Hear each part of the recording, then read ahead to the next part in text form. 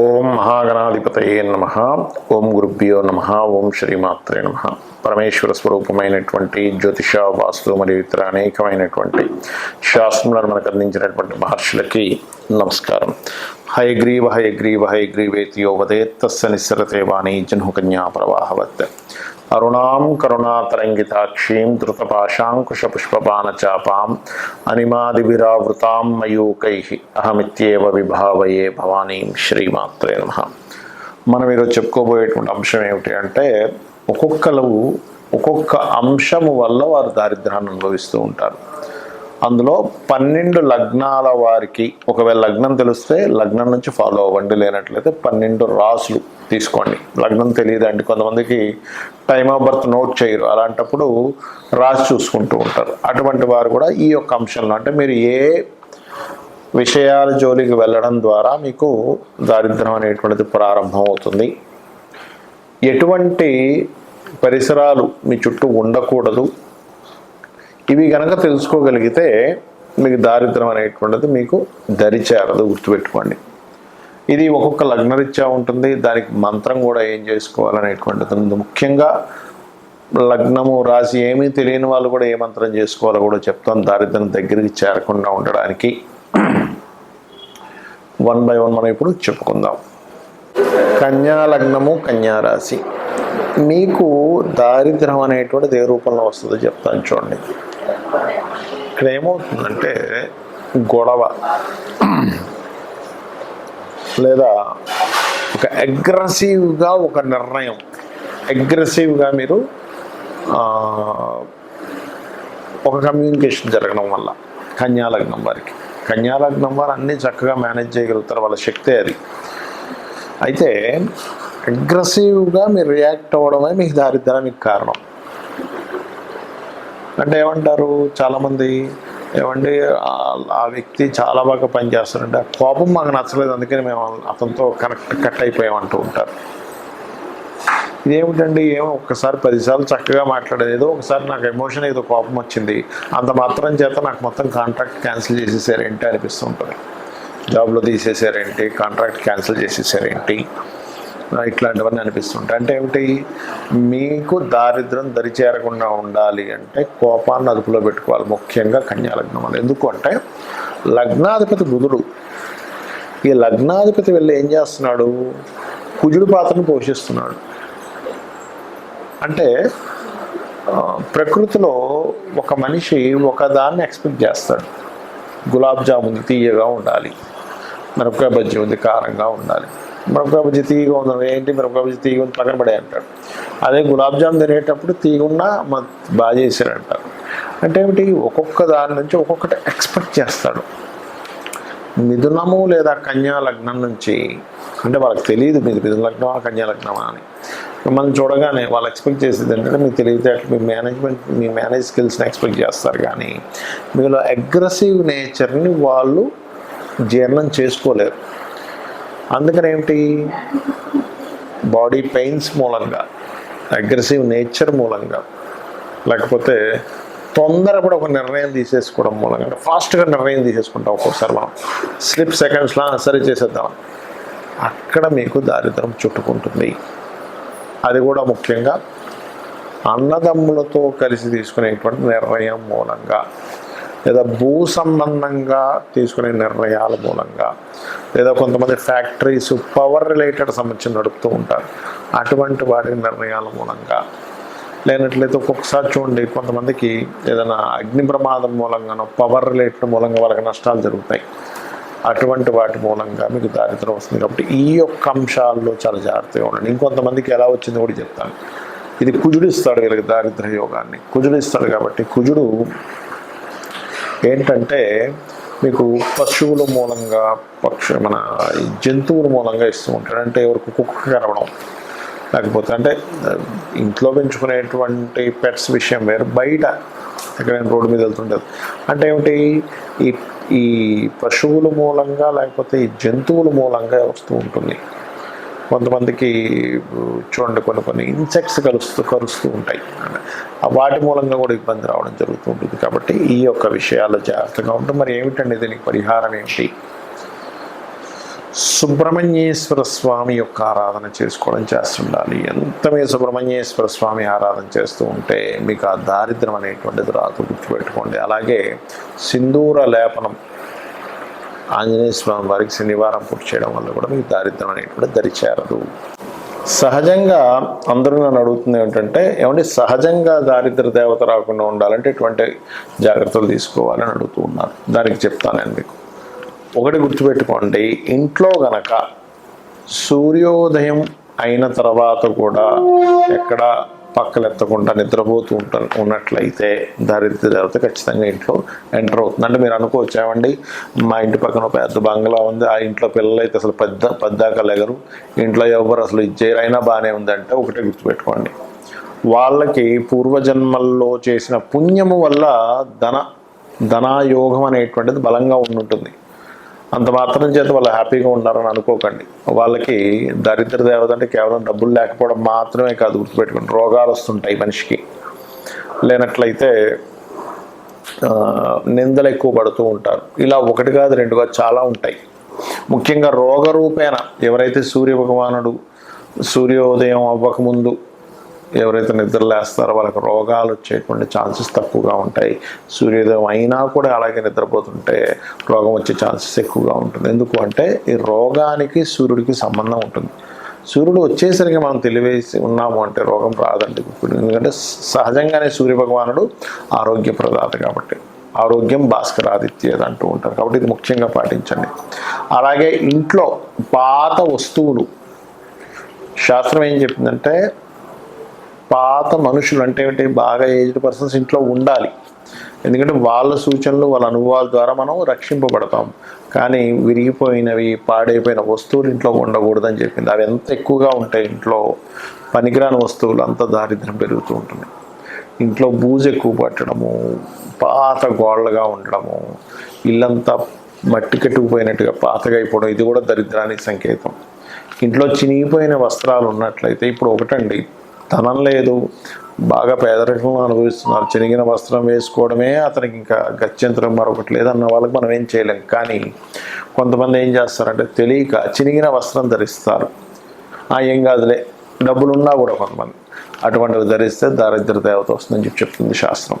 ఎందుకు అంటే చెప్తాను చూడండి, చిన్న లాజిక్ ఇక్కడ ఏం లేదు. చినిగిన వస్త్రం వేసుకుని ఎక్కడికి వెళ్ళాను, చూశాడు, మన మీద అంచనా వల్ల ఆ వ్యక్తికి చినిగిన వస్త్రాలు వేసుకున్నాడు అంటే ఈ వ్యక్తి దగ్గర ఏమీ లేదేమో, చాలా దారిద్ర్యంలో ఉన్నాడేమో, ఈయనకి పెద్దగా మనం మర్యాద ఇవ్వవలసిన పని లేదు అనుకునే వాళ్ళు కూడా ఉన్నారు. అందరూ అలా ఉన్నారని నేను చెప్పట్లేదు. కాబట్టి ఆ యొక్క విషయంలో వస్త్రం చాలా జాగ్రత్తగా ఉండాలి. వస్త్రం చాలా మంచి వస్త్రం వేసుకోవాలని మనకు శాస్త్రాలు చెప్తున్నాయి. అలాగే మరొకటి ఏంటంటే, ఇక్కడ మీకు లగ్నం తెలియదు, రాశి తెలియదు, కానీ దరిద్రం రాకూడదు. కొన్నిసార్లు ఏమవుతుందంటే దారిద్ర భావము అని ఉంటుంది జ్యోతిష్ శాస్త్రంలో. 3వ స్థానాన్ని దారిద్ర భావము అంటారు.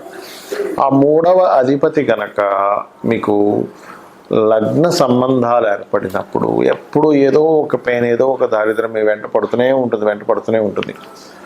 అప్పుడు మీరు చేయవలసింది ఏమిటంటే, విష్ణు సహస్రనామాల్లో ఒక నామం ఉంది దీనికి. మీకు దారిద్రం పోవడానికి, మీకు ఎప్పుడు పెయిన్ ఉంటే పోవడానికి ఏమిటది అంటే, ఓం మధుసూదనాయ నమః.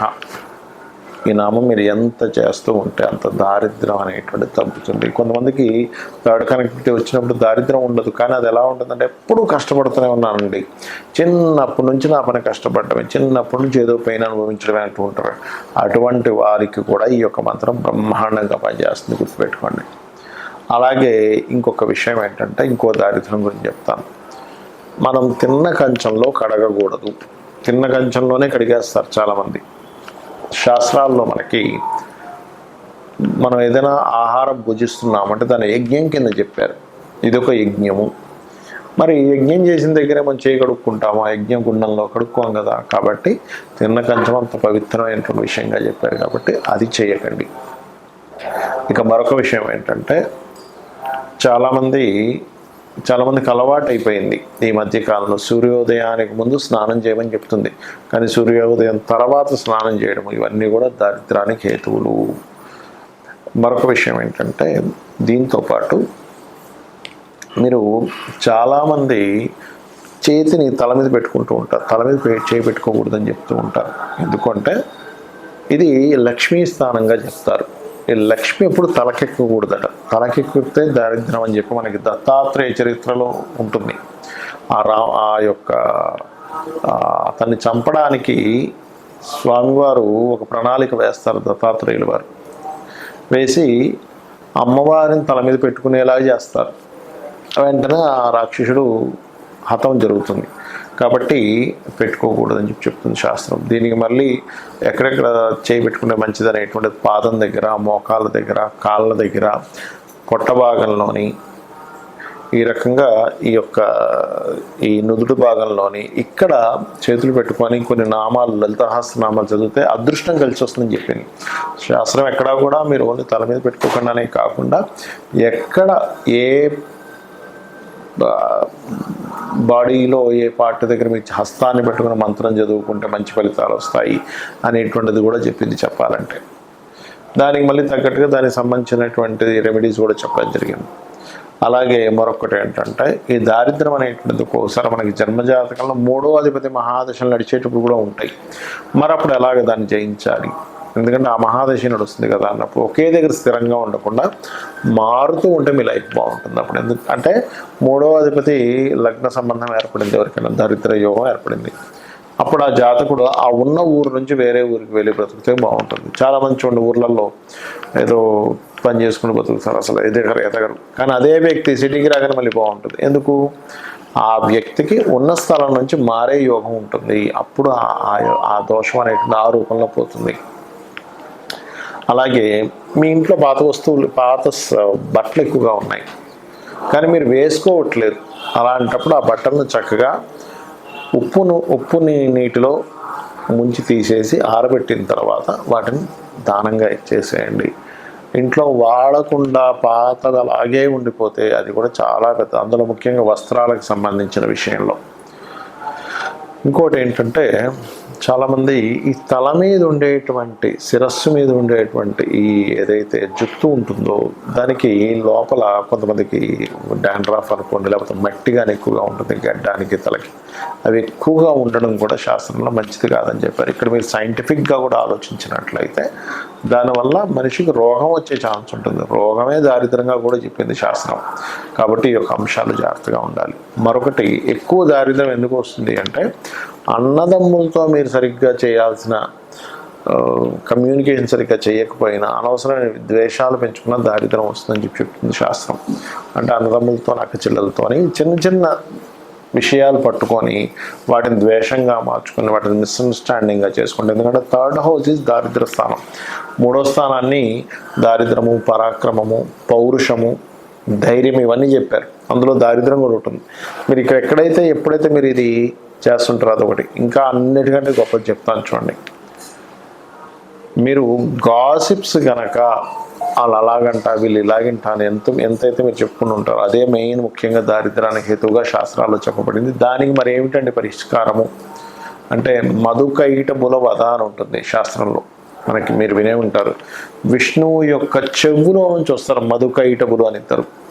అతను బ్రహ్మని మాతో నువ్వు పోట్లాడు, లేకపోతే నువ్వు మా చేతిలో చచ్చిపోతావు, సంథింగ్ అట్లాంటి భయపెట్టేసరికి ఆ బ్రహ్మ వెళ్ళి విష్ణుమూర్తిని ప్రార్థించడం జరుగుతుంది. అప్పుడు విష్ణుమూర్తి నిద్రలో ఉన్నట్టుగా ఉండగానే ఆ నిద్రకి ఎవరైతే కారకులో ఆ అమ్మవారిని ప్రార్థించడం జరుగుతుంది. అప్పుడు ఆ మధుకైటపుని సంహరించడానికి ఆ యొక్క మహావిష్ణువు నిద్ర లేచి వాళ్ళిద్దరితో యుద్ధం చేస్తాడు. కానీ ఎంత యుద్ధం చేసినా వాళ్ళు చనిపోరు. అప్పుడు వాళ్ళు ఏం చేస్తారంటే కాసేపు రెస్ట్ తీసుకుంటా అన్నప్పుడు ఈ అమ్మవారిని అడుగుతాడు మహావిష్ణువు, తల్లి నేను ఎంత సంహరించినా వీళ్ళు చావట్లేదు, మరి ఎలాగా అంటే ఒక ఉపాయం ఇస్తుంది అమ్మవారు. ఏమిటి ఆ ఉపాయం అంటే, ఇతనే వరం ఇస్తా అంటాడు మధుకైటపులు విష్ణువు. నేను మీతో ఎన్ని సంవత్సరాలు 1000 సంవత్సరాలు యుద్ధం చేసిన అయినా సరే మీరు చాలా బాగా యుద్ధం చేశారు, కాబట్టి నేను మీకు వరం ఇస్తున్నాను తీసుకోండి అంటే, వాళ్ళ మదం ఉంటుంది కదా, ఏంటి నువ్వు మాకు ఇచ్చేది ఏంటి వరం, నేనే మీకు వరం ఇస్తున్నా అంటాడు ఆ మహావిష్ణువుకి వీళ్ళిద్దరు అన్నప్పుడు. అప్పుడు ఆ మహావిష్ణువు ఏం చేస్తారంటే, సరే మీరు మాట తప్పకూడదంటే సరే మాట తప్పమంటారు, మీరిద్దరూ నా చేతిలో చనిపోవాలని మహావిష్ణువు కోరుకుంటాడు. అప్పుడు వాళ్ళు ఏం చేస్తారంటే, ఓహో అలాగా అయితే చనిపోతాం, కానీ నీరు లేని ప్రదేశంలో మమ్మల్ని చంపాలి అంటారు. కానీ అది మొత్తం నీరే. నీటి మధ్యలో ఇతను శేషపాను పైన ఉంటూ ఆ యొక్క పద్మం నుంచి వచ్చినటువంటి బ్రహ్మగారిని చంపుదాం అనుకున్నారు కదా వీళ్ళు. సరైనప్పుడు ఏం చేస్తారు, అలాగే అని ఇతని శరీరాన్ని పెద్దగా పెంచి అతని తొడల మీద వేసి ఇతన్ని చంపేస్తారు. ఇది మధుకైటముల వధ ఎవరైతే వింటారో వాళ్ళకి కూడా దారిద్ర నాశనం జరుగుతుంది అని చెప్పి శాస్త్రవచనం. శ్రీమాత్రే నమః.